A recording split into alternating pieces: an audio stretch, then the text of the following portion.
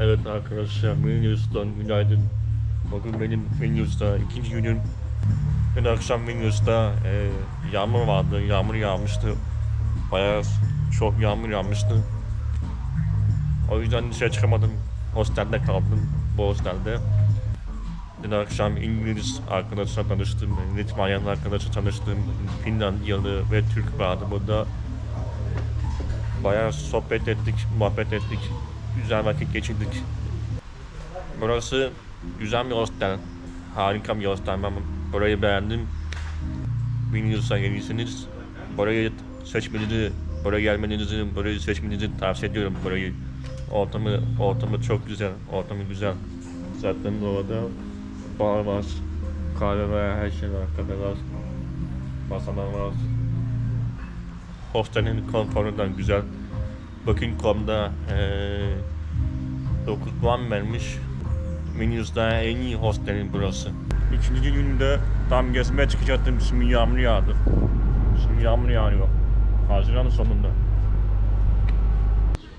Bahnet aldım şimdi Litvanya. Altında Litvanya, Letonya, Estonya var. Bunlar almamız yeterli. Fiyatı da 4 euro.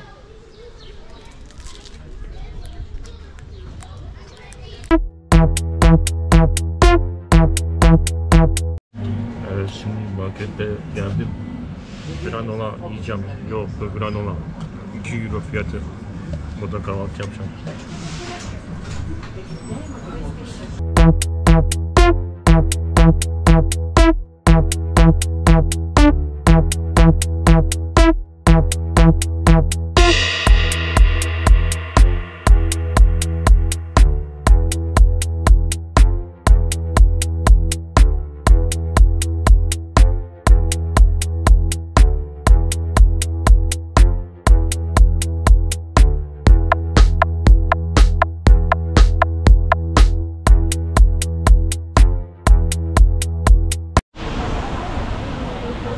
Galiba aslında turistler var.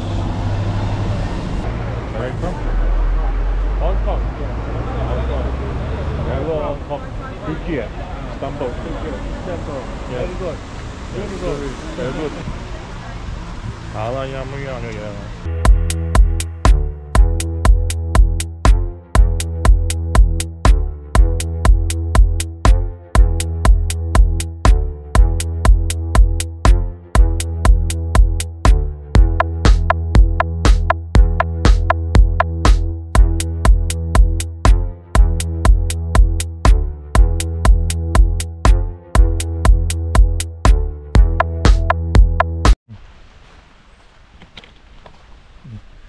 Sonunda güneş geldi. Saat 1 gibi.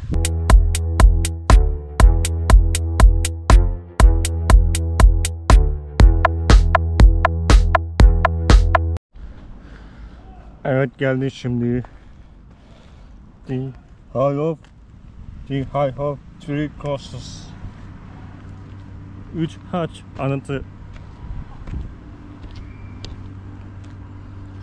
Ve Vilnius manzarası.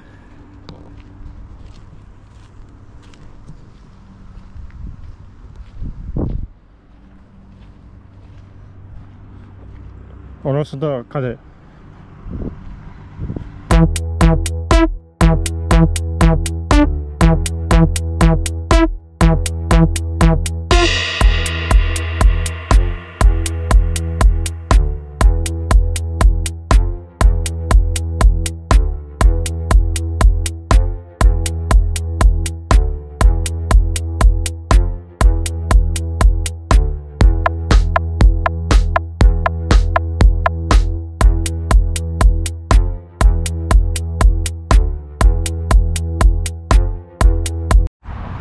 Evet, bugün son gün. Akşam Letonya, Riga'ya gideceğim otobüste. 5.30'da 9'da Riga'da olacağım.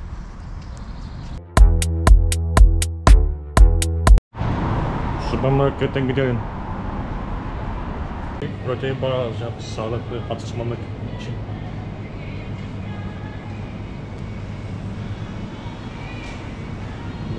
Protein bar, şunu alacağım. Kokonat alacağım.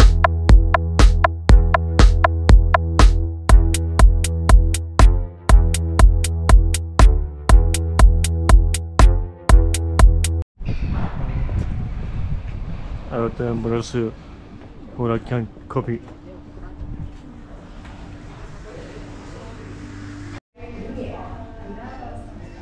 Evet, kahve aldık. Burada Starbucks falan yok. Sadece Huracan Coffee var ve kafein var.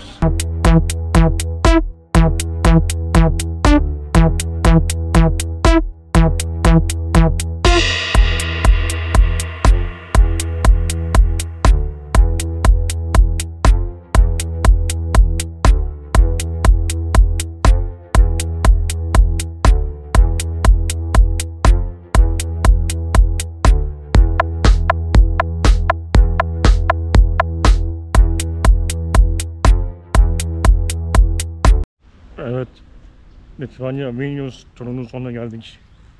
Bir sonraki Letonya Riga turunda görüşmek üzere.